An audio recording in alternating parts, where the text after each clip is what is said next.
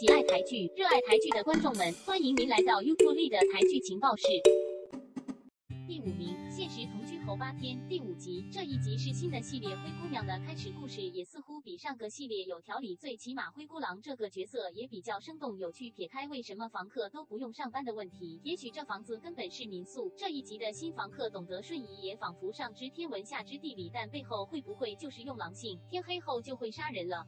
这就要留待下一集了。其实制作单位可以把2集各15分钟合并做1集播出，甚至是整个系列当成是电视电影，这看起来比较完整。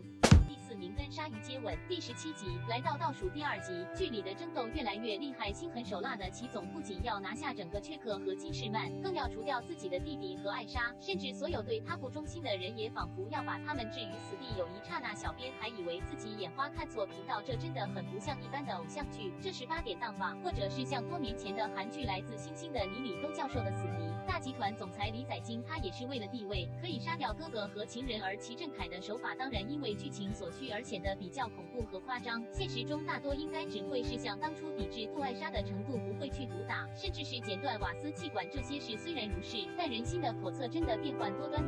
第3名，若是一个人。第6集，在这一集里，方佳莹应该算是挑战了孤独等级的最高等级，自己一个人去动手术来到这里，可以发现她的一个人看似是耍孤僻，这种人生大事为什么不想让其他人知道？其实仔细的想，她这样是不想去麻烦其他人，就算是闺蜜、朋友、同事也不敢让他们担心，也算是一种为人设想的心境。尽管患有子宫肿瘤，这件有点真的是带治大条。当然，如果让小编选择的话，这种几乎要生离死别的场面，还是让一些亲人知道比较好吧。如果真的不幸有什么不测，那该怎么办呢？而这一集，柯博文终于要鼓起勇气打算表白，却立刻被佳莹打枪发好人卡。虽然这真的是可怜那，但如果为了爱情而要放弃事业，算不算值得了？更甚的是，如果另一方知道自己为了他放弃其他一切，是不是他就会因此而被感动而接受了？这小编也没有答案。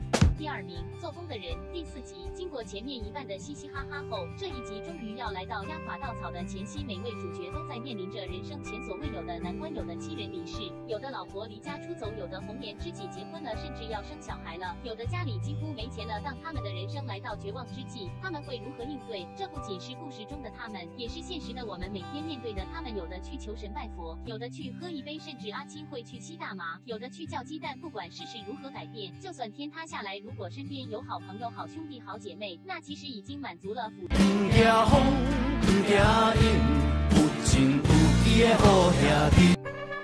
第1名，复活。第9集，程又宽的妈妈也真的很厉害，为了对她老公的爱和念念不忘，把成大器可能是杀人凶手和亏空公款的事藏起来，还能够在儿子和众人面前掩饰。果然不能小看欧巴桑，虽然到了最后成大器也似乎是要帮他老板，而徐明飞也似乎发现当年曾经有段时间的失忆，而他失忆的原因也似乎是他的父母构成的。这看来全天下的爸爸妈妈都是为了自己的孩子着想，然而这又是不是他们真实的想法？看到这里，毕可威家里的车祸虽然看起来是一件司空见惯的撞车事故，但这背后其实是一个谎言盖过另一个谎言，而这个谎言看似是保护自己的亲人和熟悉的人，但这谎言其实是伤害另一个人。毕可威就是一个被谎言所害的例子。好，这就是本周的排名和等级。其实等级排名这些也不是那么重要，那只不过是主观的观点，重要的是影片里对每部戏剧的评语。最后来介绍的是路台湾 Express， 似乎节奏有点急丝线的剧情，虽然构想很好，但在实际是也未必能够兼顾所有剧情的发展。如果把它拉长多1集，或许更理想。而快要订婚的春香调值不值得为了那一见钟情的 Eric 放弃即将来临的婚姻？这或许是戏剧的表现，但一段重重障碍的爱情或许就是感人戏剧必不可缺的元素。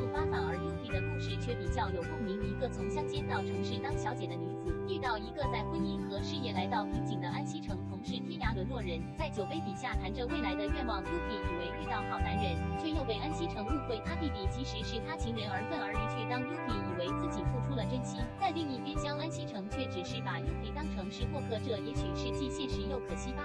好，今天的台剧排行榜就到这里，在完结前，小编也借这个机会来怀念一下刚刚过世的金钟金马影帝吴鹏凤。虽然小编也没有看过很多他的作品，但在最近的镜子森林里，他演出的角色张在新也是让小编印象非常深刻的。